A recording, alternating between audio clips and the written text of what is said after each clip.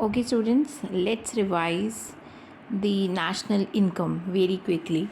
National income is a chapter in which we are going to study about the income, aggregate income in the economy. Economy includes household, जो हम जैसे लोग होते हैं, firms, जो companies हैं, business persons हैं, government and rest of the world, जो outside world है. अगर मैं हाउस होल्ड और फर्म्स के बारे में पढ़ूँ तो हम 2 सेक्टर इकॉनमी को पढ़ते हैं. अगर हाउस होल्ड फर्म्स और गवर्नमेंट को पढ़ें तो 3 सेक्टर इकॉनमी होती है. अगर हाउस होल्ड फर्म्स, गवर्नमेंट और रेस्ट ऑफ द वर्ल्ड को पढ़ें तो 4 सेक्टर इकॉनमी होती है. इसका मतलब ये है कि हम जो नेशनल इनकम पढ़ते हैं वो सिर्फ 2 सेक्टर मॉडल को ही स्टडी करते हैं. ठीक है, सिर्फ house hold and firms. Circulation of flow of money हम देखेंगे. सर्कुलेशन वो सारी हाउस होल्ड और फर्म्स के बीच में देखेंगे. ठीक है, अब हमारी इकॉनमी में बेसिक एक्टिविटीज़ या फेजेस इन इकॉनमी कौन से होते हैं? एक होती है प्रोडक्शन, एक होती है कंजम्पशन और एक होती है इन्वेस्टमेंट.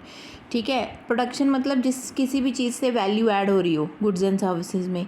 कंजम्पशन का मतलब है कोई भी चीज़ हम कंज्यूम कर रहे हैं अपनी सेटिस्फेक्शन ऑफ वांट्स के लिए.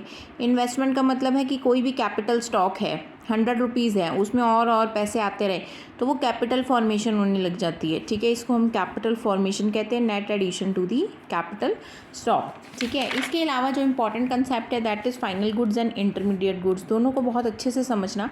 फाइनल गुड्स ऐसे गुड्स होते हैं जो फाइनल कंजम्पशन या इन्वेस्टमेंट के लिए यूज़ किए जाते हैं बाय दी फर्म्स. और इंटरमीडिएट गुड्स ऐसे होते हैं जो रॉ मटेरियल की तरह यूज़ किए जाते हैं फॉर प्रोडक्शन अदर गुड्स की और for resale in the same year. तो ये जो रीसेल वाला पॉइंट है भूल जाते हैं बच्चे, याद रखना है आपको कि रीसेल भी इसमें इंक्लूड की जाएगी. अब जो फाइनल गुड्स होते हैं, क्योंकि ये हम या तो कंज्यूम करते हैं या फिर इन्वेस्ट करते हैं. ठीक है, अगर मैं कंज्यूम कर रही हूँ तो मेरे कंजम्पशन गुड हो गए. अगर मैं फैक्ट्री में लगा रही हूँ इन्वेस्टमेंट के लिए तो कैपिटल गुड हो गए. कैपिटल गुड्स का मतलब होता है मशीन्स, बड़ी बड़ी वो जो बड़ी चीज़ें होती हैं फिक्स्ड एसेट्स टाइप की.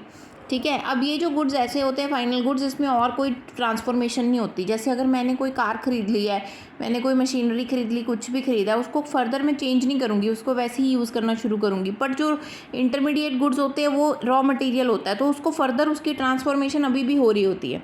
ठीक है, जो फाइनल गुड्स होते हैं उसको नेशनल इनकम में इंक्लूड करते हैं, इंटरमीडिएट को नहीं करते हैं. क्यों नहीं करते हैं? क्योंकि इंटरमीडिएट से ही तो फाइनल गुड बनते हैं. ये रॉ मटेरियल है. ठीक है, और यहाँ पर आके फाइनल गुड बनता है. ये पोटैटो है और ये लेज़ है. ठीक है, तो पोटैटो ऑलरेडी लेज़ के अंदर इंक्लूड हो गया, इसीलिए इसको इंक्लूड नहीं करते. अगर दोनों इंक्लूड कर लेंगे तो फिर डबल काउंटिंग हो जाएगी. उसके बाद यहाँ पे एग्जांपल्स दिए हुए हैं इन्होंने, machinery, car purchase, taxi, book purchase. जबकि ये स्कूल ने कभी चौक परचेज़ किया है तो वो भी इंटरमीडिएट गुड्स में माना जाता है, क्योंकि इंटरमीडिएट गुड्स तभी ख़त्म हो जाते हैं. ठीक है, ऐसे गुड्स भी माने जाते हैं इंटरमीडिएट गुड्स जो तभी के तभी ख़त्म हो जाते हैं, लंबे समय के लिए नहीं यूज़ किए जाते. तो उसमें चॉक्स को भी इंक्लूड किया जाता है. कोई डीलर है, उसने स्टेशनरी परचेज़ की है. ठीक है, उसने क्यों उसको लिखा है यहाँ पे? क्योंकि उसने रीसेल के लिए की है. तो आपने रीसेल को नहीं भूलना. किसी डीलर ने स्टेशनरी खरीदी है, अपनी कंजम्पशन के लिए करता तो शायद फाइनल गुड होता. ठीक है, बट उसने क्या किया? उसने रीसेल के लिए किया. अब स्टूडेंट ने स्टेशनरी खरीदी, वो कंजम्पशन के लिए खरीदी है. तो हमें ये दोनों डिफ्रेंसिएशन यहाँ से याद रखनी है, वेरी वेरी इंपॉर्टेंट. ठीक है, चौक को इसमें क्यों लिया है? क्योंकि इसकी इमीडिएटली कंजम्पशन हो जाती है, ख़त्म हो जाते हैं. ठीक है, फाइन.